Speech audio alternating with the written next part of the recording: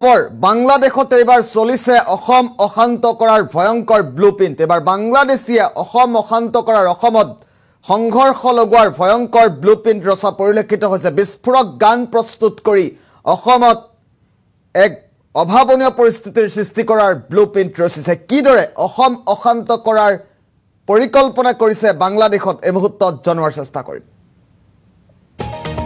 Breaking news এই মুহূৰ্তত উজনিত মিয়া বিৰোধী অভিযানৰ মাজতে এইবাৰ বাংলাদেশত চলিছে অসম বিৰোধী ষড়যন্ত্ৰ। অসম অশান্ত কৰাৰ অহৰহ চেষ্টা চলিছে বাংলাদেশত। বাংলাদেশৰ দৰে অসম জ্বলোৱাৰ অপচেষ্টা মৌলবাদী শক্তিৰ। বাংলাদেশৰ আৰ্হিত অসমত সৃষ্টি কৰা হৈছে বিশেষ গীত আৰু এই গীতৰ আধাৰত মিয়া জাগিলে অসমীয়াই নাম পাহৰি যাব বুলি কোৱা হৈছে। গীতত স্পষ্টকৈ উল্লেখ আছে অসম তোমাৰ বাপেৰৰ নেকি বুলি। আৰু এই বিশেষ গীত প্ৰকাশৰ পাছতে এতিয়া ব্যাপক চাঞ্চল্য বিৰাজ কৰা পৰিলক্ষিত হৈছে। এটা বিশেষ গীতে এতিয়া চাঞ্চল্যৰ সৃষ্টি কৰিছে। বাংলাদেশত সৃষ্টি হৈছে বাংলাদেশৰ নিৰ্দেশত অসমত চলিছে অসম অশান্ত কৰাৰ ভয়ংকৰ ব্লুপ্ৰিন্ট। এবাৰ অসম অশান্ত কৰাৰ ভয়ংকৰ ব্লুপ্ৰিন্ট ৰচিছে একাংশই। এটা বিশেষ গান প্ৰস্তুত কৰি কোৱা হৈছে মিয়া জাগিলে অসমীয়াই নিজৰ নাম পৰ্যন্ত পাহৰিব বুলি। কেৱল ইমানেই নহয়, অসম তোমাৰ বাপেৰৰ নেকি বুলি প্ৰশ্ন কৰিছে। আৰু এই বিশেষ গীত গোৱা লোকজনক এই মুহূৰ্তত আমি দেখুৱাব বিচাৰিছো। দৃশ্যাংশ আহি পৰিছে। গীতটো স্পষ্টকৈ কেইবাটাও বিস্ফোৰক কথা কোৱা হৈছে। আৰু এই বিশেষ লোকজনে এটা গান প্ৰস্তুত কৰি বাংলাদেশত সৃষ্টি হোৱা সংঘৰ্ষৰ সময়ত যি গান সৃষ্টি কৰিছিল সেই আৰ্হিত গান প্ৰস্তুত কৰি অসম অশান্ত কৰাৰ ভয়ংকৰ ষড়যন্ত্ৰ ৰচিছে। বাংলাদেশৰ আৰ্হিত এবাৰ অসমত চলিছে অসম বিৰোধী কাৰ্যকলাপ।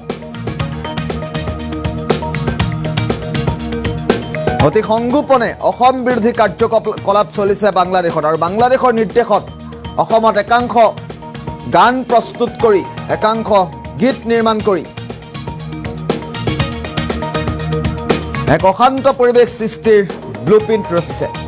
বিশেষ গীতটোত প্ৰকাশৰ পাছতে ব্যাপক চাঞ্চল্য বিৰাজ কৰিছে। আৰু বাংলাদেশৰ আৰ্হিত সৃষ্টি কৰা হৈছে এই গীত। আৰু এই বিশেষ লোকজনক আমি দেখুৱাইছোঁ। এই লোকজনেই বাংলাদেশৰ গোষ্ঠীগত সংঘৰ্ষৰ সময়ত যি গান ৰচা হৈছিল সেই গানৰ আৰ্হিত অসমীয়ালৈ অনুবাদ কৰি বিশেষ গান প্ৰস্তুত কৰিছে। আৰু গানটোত এনেকুৱা কথা কোৱা হৈছে, এনেকুৱা কিছুমান কথা কোৱা হৈছে, সেই কথাসমূহ ৰাজ্য বিৰোধী আৰু অসম বিৰোধী কাৰ্যকলাপ সৃষ্টি কৰিবৰ বাবে, সংঘৰ্ষ সৃষ্টি কৰিবৰ বাবে প্ৰস্তুত কৰা হৈছে।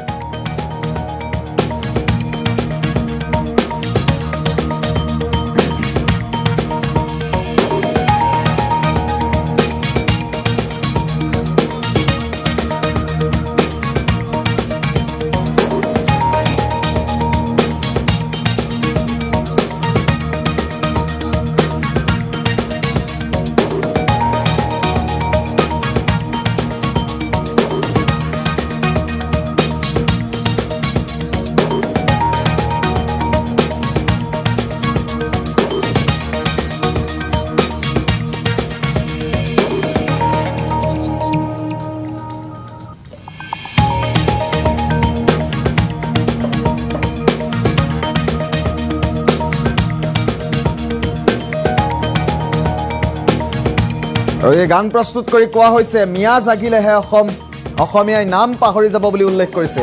আমি এই লোকজনক এই মুহূৰ্তত আমি দেখুৱাইছোঁ। বিশেষ গীত প্ৰস্তুত কৰি অসম অশান্ত কৰাৰ ষড়যন্ত্ৰ ৰচিছে, অসম অশান্ত কৰাৰ পৰিকল্পনা এইসকল লোকৰ।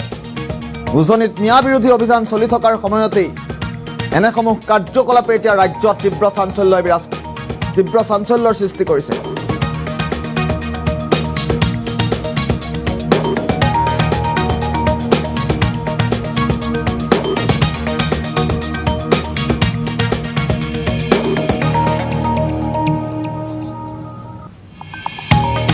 অত্যন্ত গুৰুত্বপূৰ্ণ খবৰ। উজনিত মিয়া বিৰোধী অভিযানৰ মাজতে এইবাৰ বাংলাদেশত অসম বিৰোধী ষড়যন্ত্ৰ।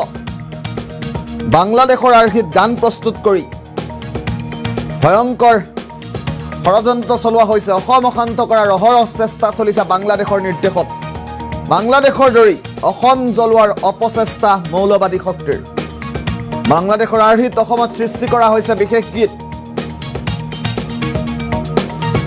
মিয়া জাগিলে অসমীয়াই নাম পাহৰিব বুলি তৈয়াৰ কৰা হৈছে বিশেষ গীত গীতটোত স্পষ্টকৈ উল্লেখ আছে অসম তোমাৰ বাপেৰৰ নেকি বুলি বিশেষ গীতটো প্ৰকাশৰ পাছত এতিয়া ব্যাপক চাঞ্চল্যৰ সৃষ্টি হৈছে সমগ্ৰ ৰাজ্যতে এজন বিশেষ লোকে এই গীতটো অসমীয়ালৈ অনুবাদ কৰি বাংলাদেশৰ গোষ্ঠীগত সংঘৰ্ষৰ সময়ত যি গান প্ৰস্তুত কৰা হৈছিল সেই গান অসমীয়ালৈ অনুবাদ কৰি এই লোকজন আমি দেখুৱাইছো এই মুহূৰ্তত এই লোকজনক ভালকৈ মনত ভালদৰে চাই লওক এই লোকজনেই এই গানটো পৰিৱেশন কৰিছে বাংলাদেশৰ গোষ্ঠীগত সংঘৰ্ষৰ সময়ত যি গান প্ৰস্তুত কৰা হৈছিল সমগ্ৰ দেশজুৰি সমগ্ৰ বিশ্বজুৰি ভাইৰেল হৈ পৰিছিল সেই বিশেষ গানটো আৰু সেই গানৰ আৰ্হিত অসমীয়ালৈ অনুবাদ কৰি স্পষ্টকৈ উল্লেখ কৰিছে মিয়া জাগিলে অসমীয়াই নাম পাহৰি যাব বুলি উল্লেখ আছে গীতটোত কেৱল ইমানেই নহয় অসম তোমাৰ বাপেৰৰ নেকিকে আৰম্ভ কৰি বিভিন্ন বিস্ফোৰক কথা বতৰা কোৱা হৈছে এই গানটোত আৰু এই লোকজনেই পৰিৱেশন কৰিছিল সেই বিশেষ গীতটি এই গীতটি প্ৰকাশৰ পাছত এতিয়া ৰাজ্যতে তীব্ৰ প্ৰতিক্ৰিয়াৰ সৃষ্টি হোৱা পৰিলক্ষিত হৈছে